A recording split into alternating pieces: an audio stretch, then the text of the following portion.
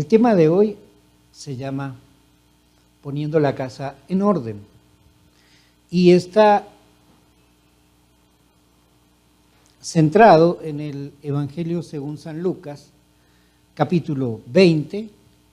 Vamos a leer del verso 1 al 18. Vamos a estar trabajando sobre ese pasaje.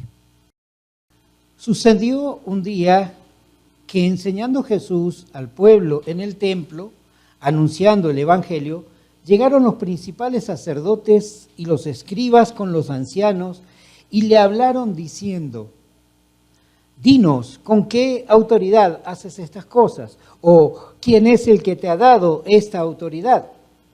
Respondiendo Jesús les dijo: os haré yo también una pregunta, respondedme. ¿El bautismo de Juan era del cielo o de los hombres?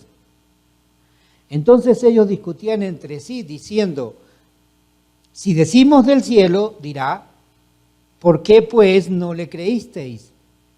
Y si decimos de los hombres, todo el pueblo nos apedreará, porque están persuadidos de que Juan era profeta.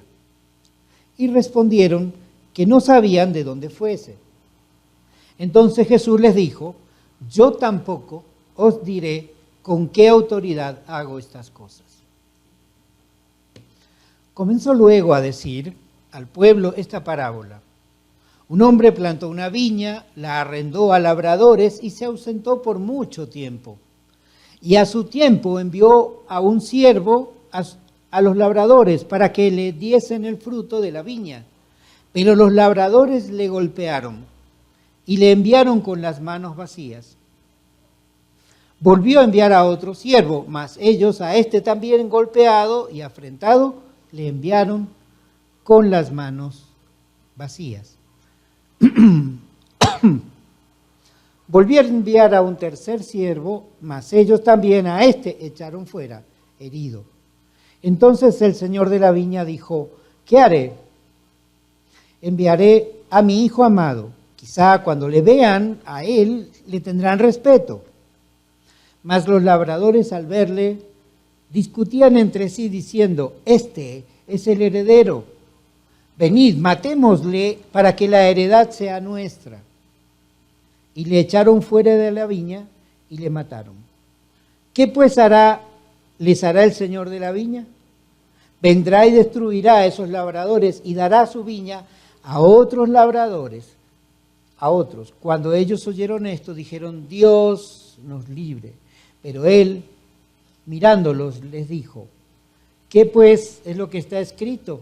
La piedra que desecharon los edificadores ha venido a ser la cabeza del ángulo. Todo el que cayere sobre aquella piedra será quebrantado, mas sobre quien ella cayere le desmenuzará. Poniendo la casa en orden. En el transcurso de esta semana tuve la oportunidad de recordar y de enseñar acerca de la visión que ha movido a establecer esta iglesia, que el Espíritu Santo nos ha guiado a establecer esta iglesia, ¿cierto?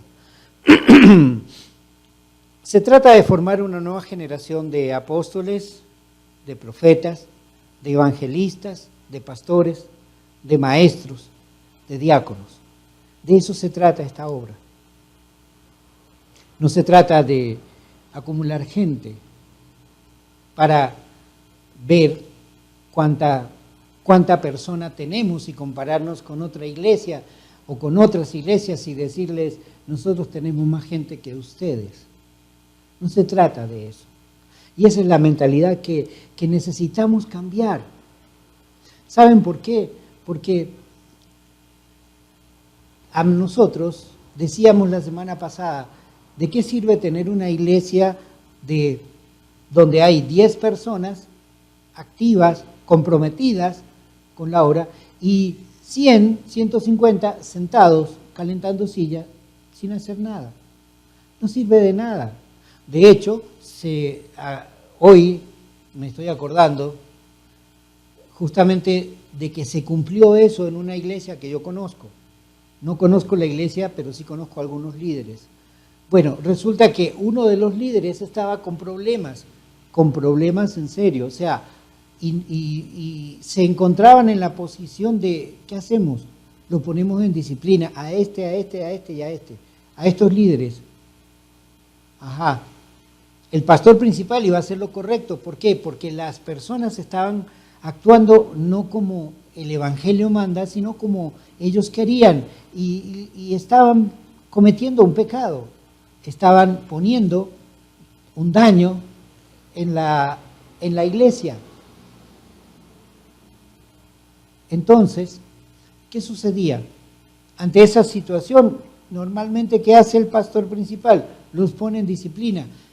Dejen de actuar en este momento, van a estar suspendidos, por decirle de alguna forma. Pero el problema fue que no había quien los reemplazase. ¿Por qué? Porque literalmente en esa iglesia hay 10 líderes, no más, y 100 y pico de personas que no hacen nada. Y a esos 4 que estaban ahí, no había con qué reemplazarlos. Entonces, esto no es una historia, es algo real, pero además hay algo más. Es la realidad de muchas, pero de muchas iglesias. Cuando la visión del pastor se vuelve numeral, se vuelve, mientras más cantidad de gente, más próspera es la iglesia. Mientras pasa eso, se pierde la real visión que tenía el Señor al establecer su iglesia. Porque, ¿saben una cosa? Si hay varias personas o hay muchas personas, el pastor comienza a depender de los diezmos y de las ofrendas. Entonces, la realidad de las iglesias es esa. Hoy en día, los pastores luchan y se esfuerzan por tener líderes. No, los pastores luchan y se esfuerzan por tener número, va gente. ¿Por qué? Porque empiezan a depender del diezmo, empiezan a depender de la ofrenda. Y hemos visto muchos casos en los cuales la persona que ofrenda más quiere mandar. Y cuando el pastor no hace lo que esa persona quiere que hagan, o le quita la ofrenda, deja de ofrendar o se va. Y el pastor tiene que ir detrás de esa persona pidiéndole perdón, suplicándole para que regrese. En realidad para que regrese el dinero que le estaba ingresando. Porque si una persona está dando un diezmo importante y se retira de la iglesia, esa iglesia empieza a sufrir necesidades, porque depende, en su gran mayoría de las iglesias dependen justamente del diezmo y ofrenda. Y hay que cambiar esa mentalidad. Por eso el Señor nos ponía esta palabra. Miren, hay una cuestión. Cuando las personas quieren mandar por encima del pastor, ¿sí?, se vuelven excesivamente religiosos y fanáticos. Por eso, cuando fueron los escribas y los sacerdotes y los ancianos del concilio, mire que ahí no dice que fueron los fariseos ni los saduceos, dice, llegaron los principales sacerdotes y los escribas con los ancianos. La estructura de la sinagoga, la autoridad de la sinagoga recaía específicamente sobre los sacerdotes, sobre los escribas y sobre los ancianos. Aunque los fariseos y los saduceos se metían ahí, pero ellos no tenían cargo. Ellos eran como la policía religiosa. Ellos estaban mirando a ver que se cumpliera la escritura, nada más. Pero eran unos metiches, ¿sí? Pero aquí los que vienen son las autoridades. Jesús no le respondió a las autoridades religiosas. ¿Por qué no le respondió? Porque ellos estaban cuestionándolo. Lo estaban cuestionando. Cuando el pastor o el apóstol o el profeta o el evangelista o hasta el diácono cuestiona al Señor, al dueño, ahí está mal. y no obtiene ninguna respuesta. Entonces, dice así, cuando viene alguien con autoridad, vean, les voy a poner un ejemplo. Estamos actuando, estamos funcionando, estamos haciendo, estamos llevando adelante algo y viene alguien con autoridad y nos cuestiona a nosotros. Inmediatamente detenemos nuestra actividad. Nos paramos.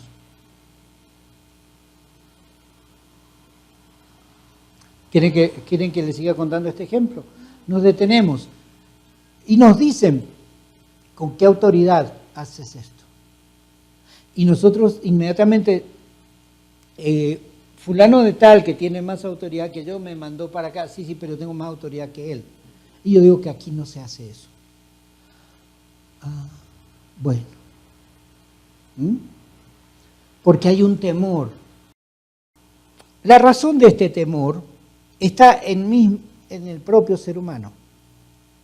La raíz de este temor que nos hace detenernos cuando vienen a cuestionarnos con alguien con autoridad, está en el propio ser humano, en la propia convicción, en su interior, no en sus actos externos. Se halla en sus convicciones. Y este es el primer mal que encontramos en la iglesia del siglo XXI. Han perdido la identidad que movía sus convicciones. Yo le puedo decir a alguien, mire, usted tiene llamado de pastor, usted tiene llamado de apóstol, usted tiene llamado de evangelista, y la persona no haberlo creído. Y uno le argumenta, mire, ¿sabe una cosa? Usted estaba haciendo un estudio en la universidad y venía muy bien, promedio 4.5, casi 5, casi perfecto, ¿sí? Un rendimiento del 90%. Pero en el año que Dios intervino en su vida, sus calificaciones cayeron a tal nivel que en esa universidad lo echaron. Una universidad pública que no echa a nadie, lo echó a usted y no puede regresar por 5 años. Perdió su empleo, tenía un buen empleo y perdió su empleo. Y lo más tremendo es que la empresa esa quebró solo en Colombia. En Sudamérica todavía está funcionando y muy fuerte, pero en Colombia tuvo que cerrar.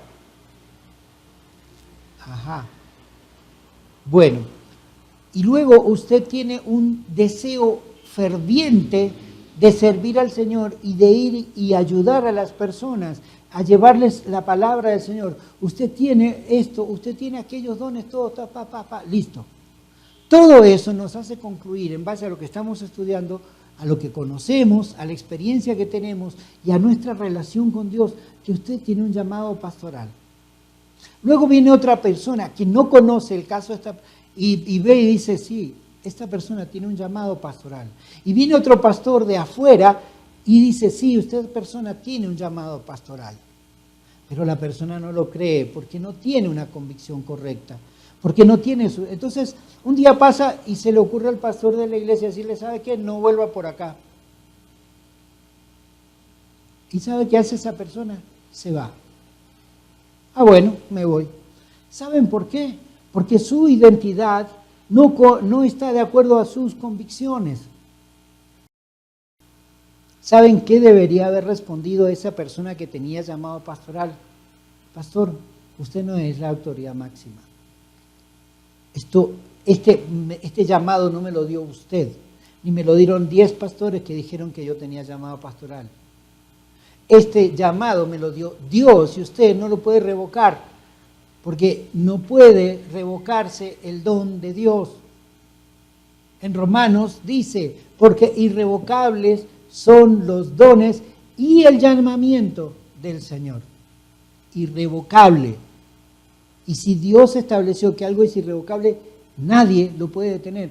Por eso cuando les dije, una persona, 100 personas, 1000 personas o 1.000.000 de personas no pueden detener el mover del Espíritu Santo o no pueden apagar un mover del Espíritu Santo, es verdad. Y si consiguen hacerlo, entonces eso no era un mover real del Espíritu Santo, sino una intención de seres humanos.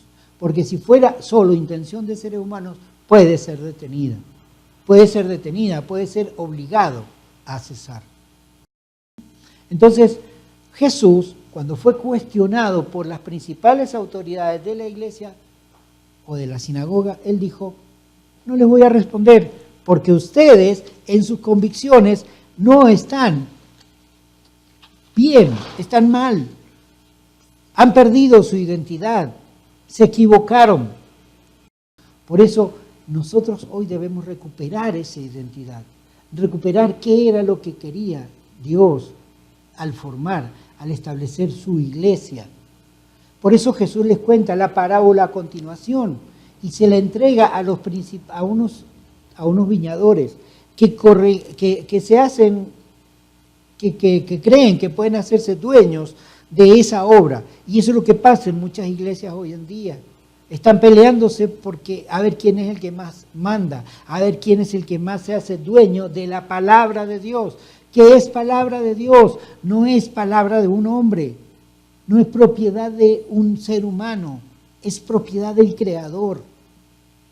Por eso somos hechura suya, dice el Salmo.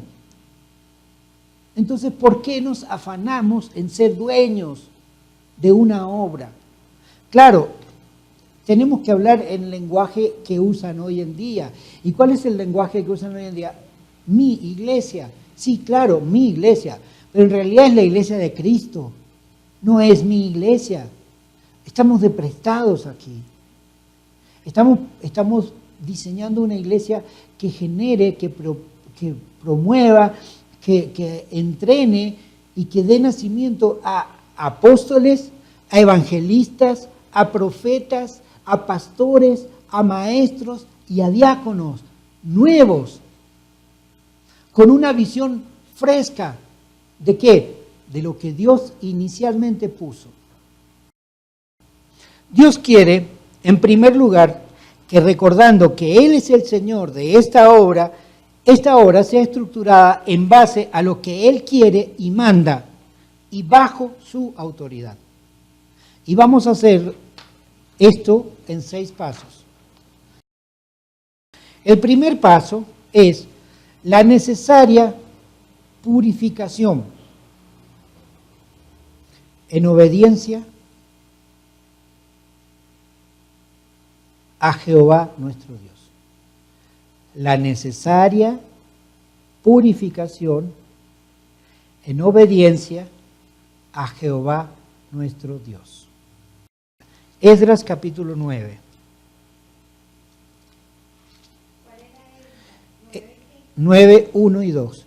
Acabadas estas cosas, los príncipes vinieron a mí diciendo, el pueblo de Israel y los sacerdotes y levitas no se han separado de los pueblos de las tierras de los cananeos, heteos, fereceos, jebuseos, amonitas, moabitas, egipcios y amorreos, y hacen conforme a sus abominaciones, porque han tomado de las hijas de ellos para sí y para sus hijos, y el linaje santo ha sido mezclado con los pueblos de las tierras, y la mano de los príncipes y de los gobernadores ha sido la primera en cometer este pecado.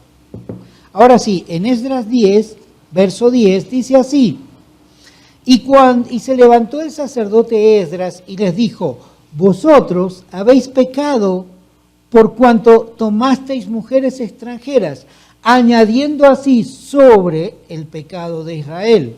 Ahora pues, dad gloria a Jehová, Dios de vuestros padres, y haced su voluntad, y apartaos de pueblos, de las tierras y de las mujeres extranjeras. Esdras 10:10. Esdras 9, 1, 2, Esdras 10, 10, 11. Porque nuestras elecciones, sin tener en cuenta la voluntad de Dios, nos lleva a vivir de una forma desagradable delante suyo. Esto es, no solamente referido a lo que tomamos en yugo desigual, sino también al hacer concesiones con el mundo. ¿Mm? Porque usted no está en yugo desigual, usted no está en yugo desigual, no estamos en yugo desigual. Pero, ¿qué tal con nuestras decisiones? ¿Qué tal con las concesiones que hacemos con respecto a lo mundano? Por eso es una necesaria purificación. El primer paso para establecer cómo es la iglesia que quiso el Señor es purificarse, empezar a hacer una evaluación en base a la carta a los Romanos, capítulo 1, en base a Efesios, capítulo 5, en base a Gálatas, capítulo 6.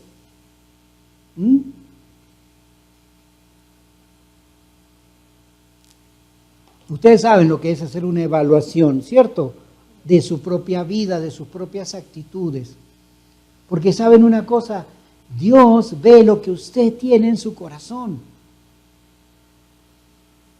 Hace 2 semanas hablamos de que había 5 cosas que debían ocurrir en mi vida para que yo pueda clamar a Dios. Y una de ellas era rendirse delante de Dios.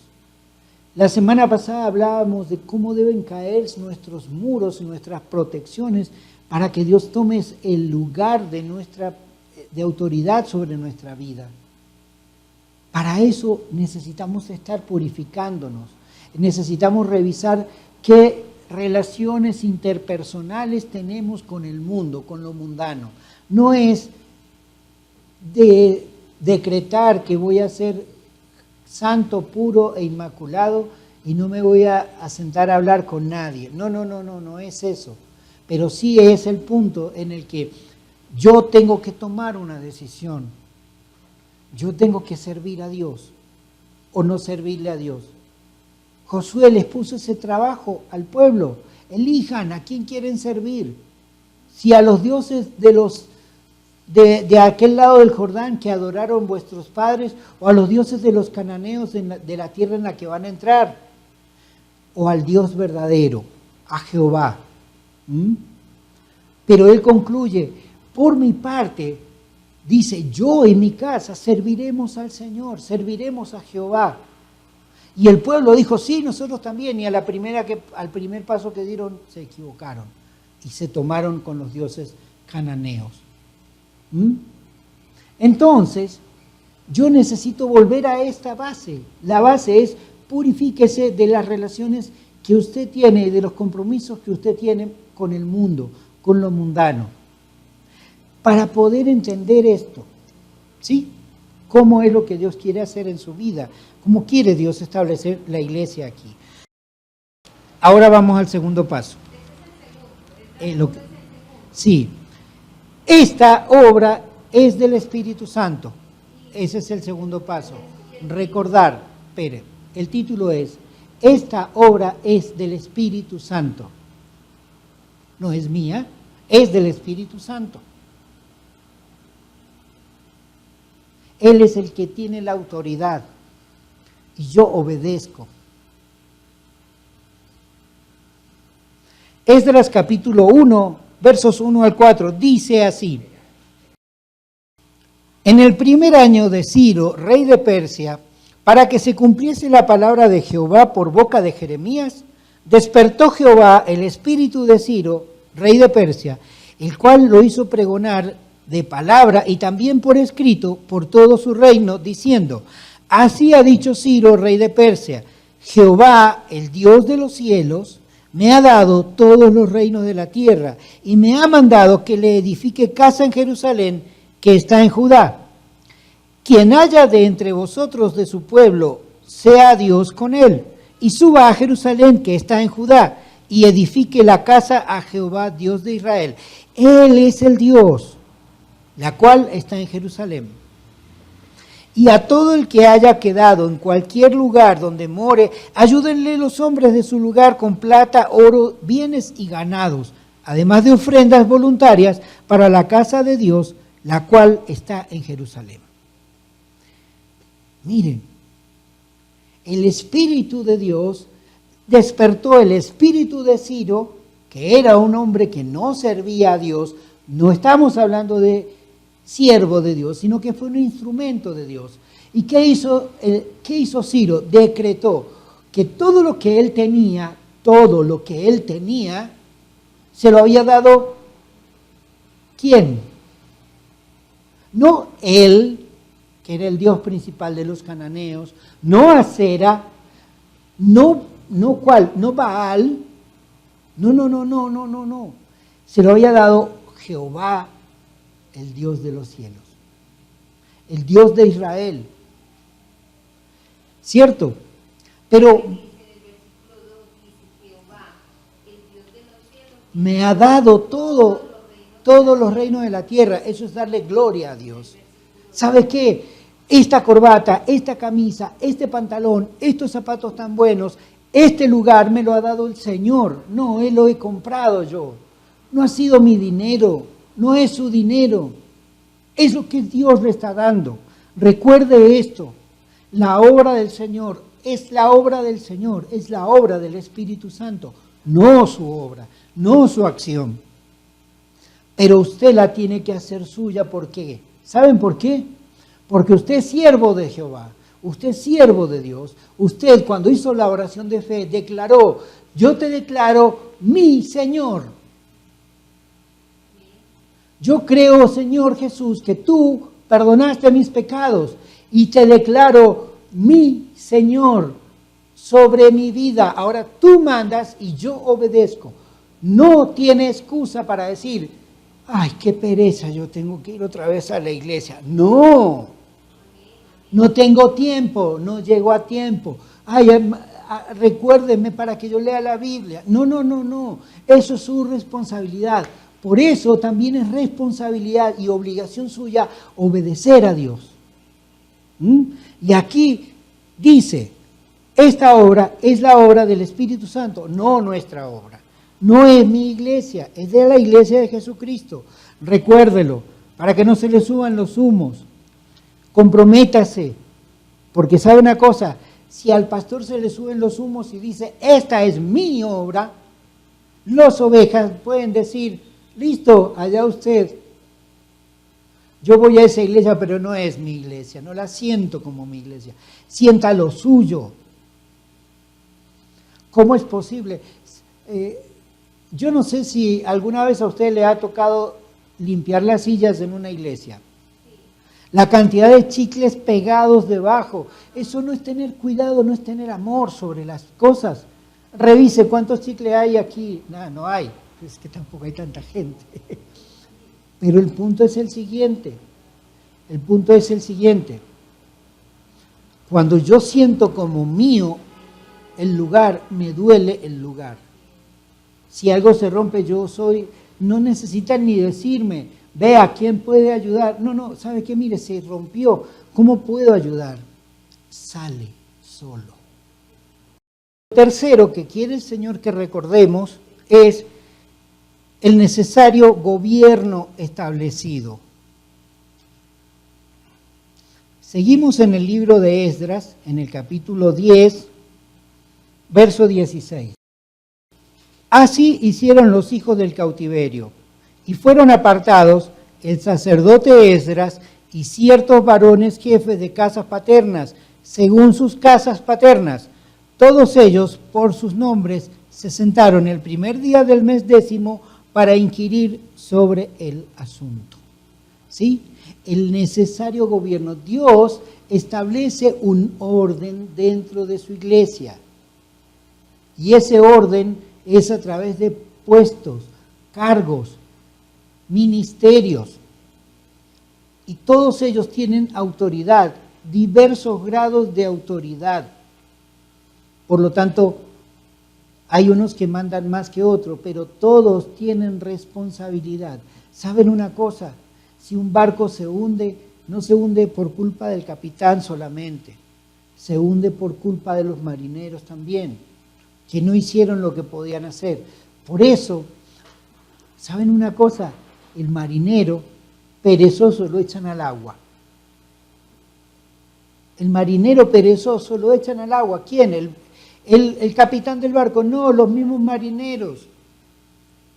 ¿Sabe por qué lo echan al agua? Porque uno que no trabaje es una carga. Cuando tenga tiempo, vea en YouTube, por ejemplo, la tripulación de un barco luchando contra la tempestad. Y todos luchan y hacen lo que tienen que hacer y hacen tremendos esfuerzos para que el barco no se hunda. Porque si se hunde en medio de una tempestad, todos se ahogan. Les va la vida en eso. Cuando usted entienda esto aplicado a la iglesia que no es suya, pero usted es propiedad de Dios, usted va a hacer hasta lo indecible, hasta lo imposible, porque la iglesia, su iglesia, no se hunda. El cuarto punto dice orden.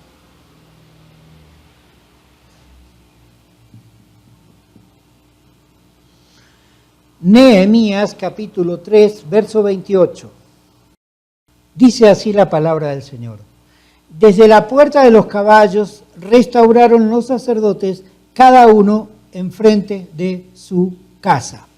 Están hablando del muro de la ciudad de Jerusalén. Cada uno, la parte que le correspondía de el frente de su casa, restauró eso. Les puse el versículo 28, pero si ustedes leen todo el capítulo 3 de Nehemías, es espectacular, porque cada uno de las personas estaba, vea, ¿sabe qué? Mi parte es esta, chum, y yo la hago. El orden en las asambleas, hablaba Pablo a Corintios. ¿Por qué? Porque cometían muchos abusos, mucho desorden.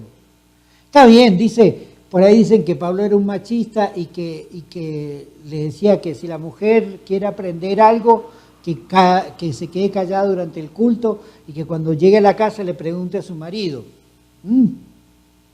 Así dice en primera carta a los Corintios, capítulo 14, verso 35 creo que es.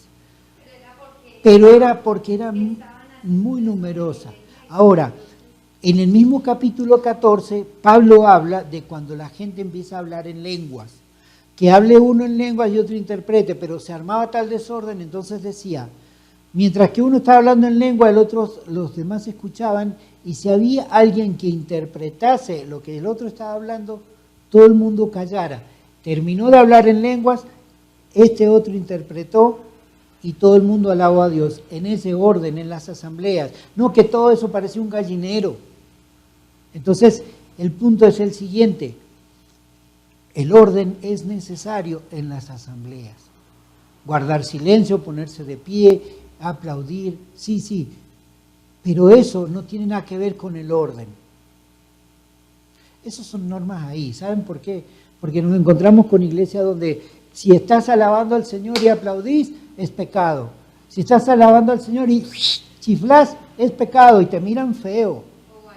O bailando.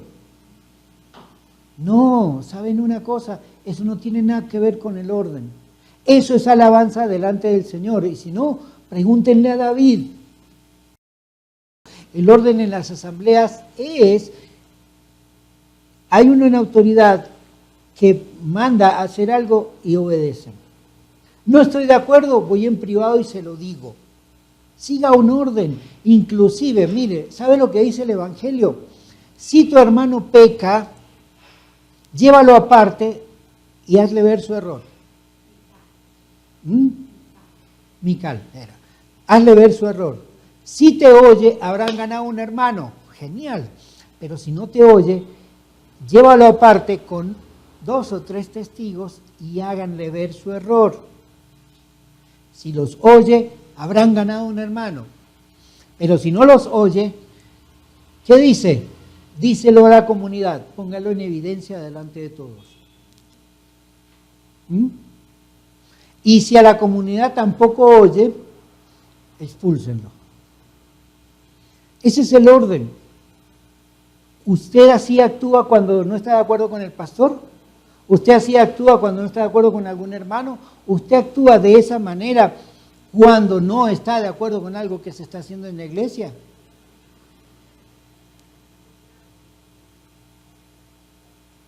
¿Sabe cómo actúa la mayoría de las personas? Empiezan a murmurar. Se ponen con el de al lado, no, esto a mí no me gusta, no, esto yo no lo pienso hacer.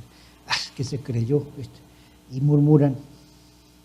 Y ese murmurar es como el comején atacando la madera. Y un día dice usted, ¿por qué esto está tan flojo? ¿O por qué se cae? Por eso. No murmure. Vamos por la quinta cosa. Fervor y unidad. Y seguimos en Nehemías capítulo 3, pero ahora en el verso 20 y 21. Fervor y unidad.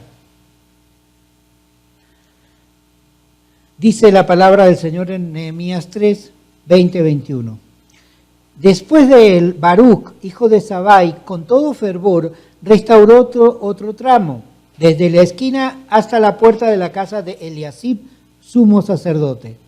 Tras él, restauró Meremot, hijo de Urías, hijo de Cos, otro tramo, desde la entrada de la casa de Eliasib hasta el extremo de la casa de Eliasib.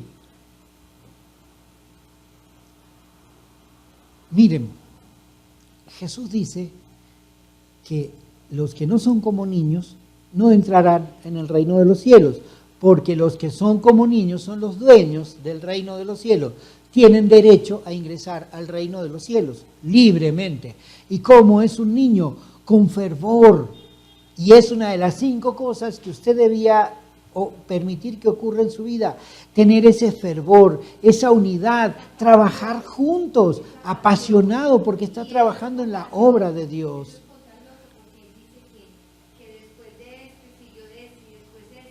Claro, miren que ahí mostraban también el orden, porque desde aquí hasta aquí construyó uno y a continuación le siguió el otro.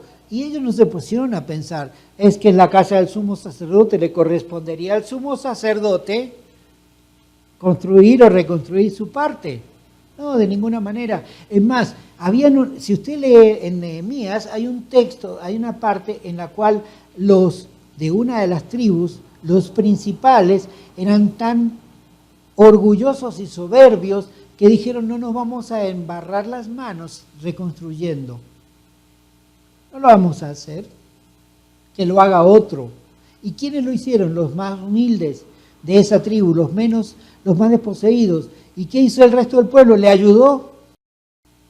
¿Qué pasó cuando ocurrió el hecho de la venida del Espíritu Santo en Pentecostés? ¿Cómo estaban los apóstoles y los discípulos? Estaban unánimes juntos, uno solo, esperando, obedeciendo el mandato de Jesús. Porque ¿saben lo que les dijo Jesús? Quédense en Jerusalén y esperen el cumplimiento de la promesa. Eso fue lo que les dijo Jesús. Y ellos se quedaron a esperar. Eso está en Hechos de los Apóstoles, capítulo 1, antes del verso 8. Quédense en Jerusalén y esperen la promesa que yo les hice. Listo, y cuando vino en el capítulo 2 de Hechos y vemos, estaban unánimes juntos. ¿Sí? Fervor y unidad. La última cosa, sexta, es todo en común por amor a los demás.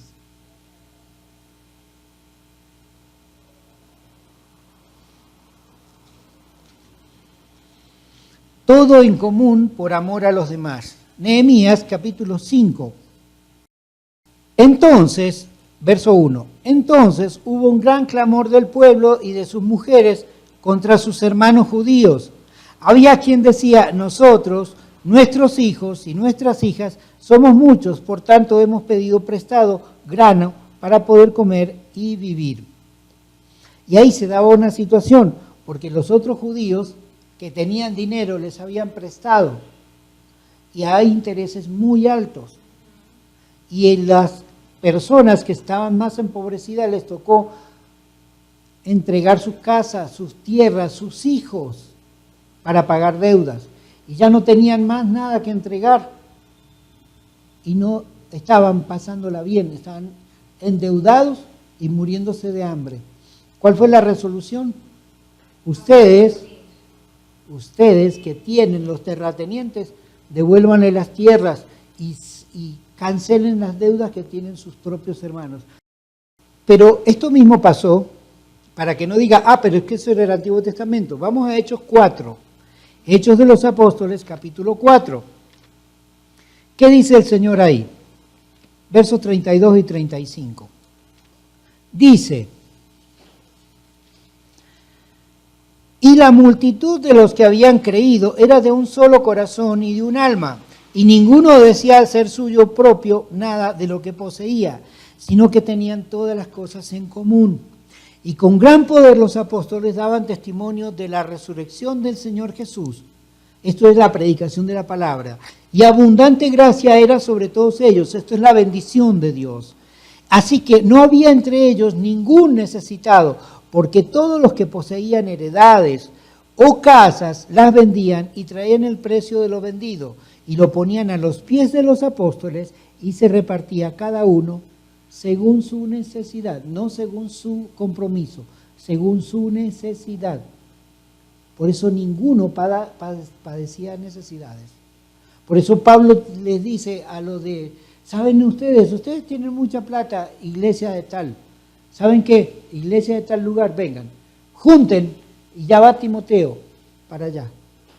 Junten ofrenda, rápido, mucha, abundante, porque Timoteo y este otro servidor van para Jerusalén. En Jerusalén están pasando hambre. Entonces todos ustedes van a juntar ofrenda para allá, porque a ustedes les está sobrando, y a ustedes también, vengan para Jerusalén, no para él. Pablo tenía creo que 2 iglesias que lo sostenían voluntariamente, Colosas y Filipos, creo que era, o Tesalónica. Bueno, había 2 iglesias que juntaban y le mandaban, por eso él no pasaba necesidades, por eso él no pasaba necesidades, tenía personas que le ayudaban. Entonces no estamos hablando de iglesias de 150 personas donde 140 están sentados mirando cómo 10 se destrozan la vida. Porque hay alguien del mundo que dijo lo siguiente: la peor esclavitud es la que hace la iglesia con sus miembros, con los que están comprometidos. Por eso nadie se quiere comprometer.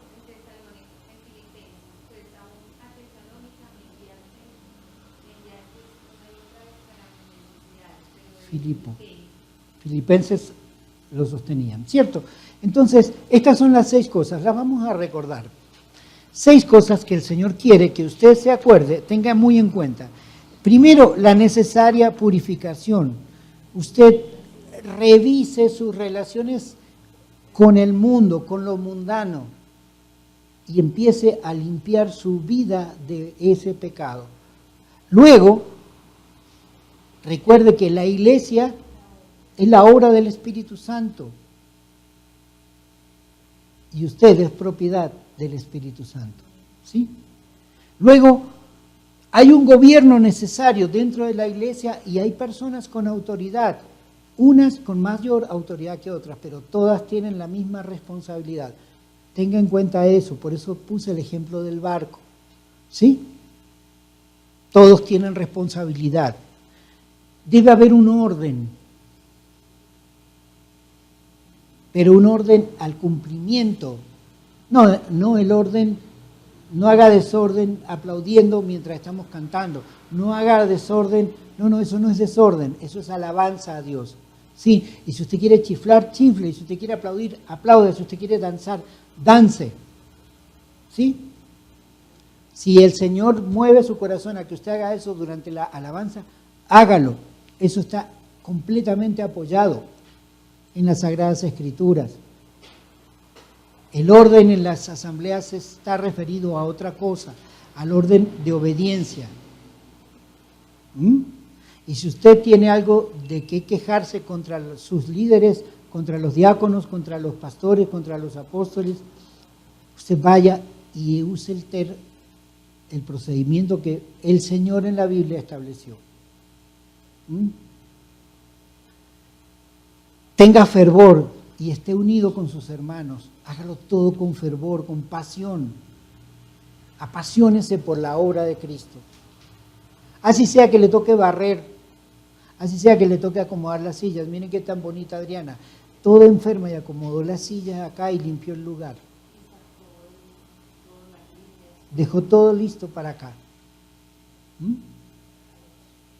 Gracias a Dios que mueve el corazón de ella. Yo contaría algo que le testimonio de Adriana, lo que ella puso, pero no lo voy a contar hasta que Adriana me dé permiso. Y poner todo en común, estar atento a ver qué necesita la otra persona. Ay, no, que yo estoy pasando hambre y la otra persona, y capaz que la otra persona está pasando más hambre que usted.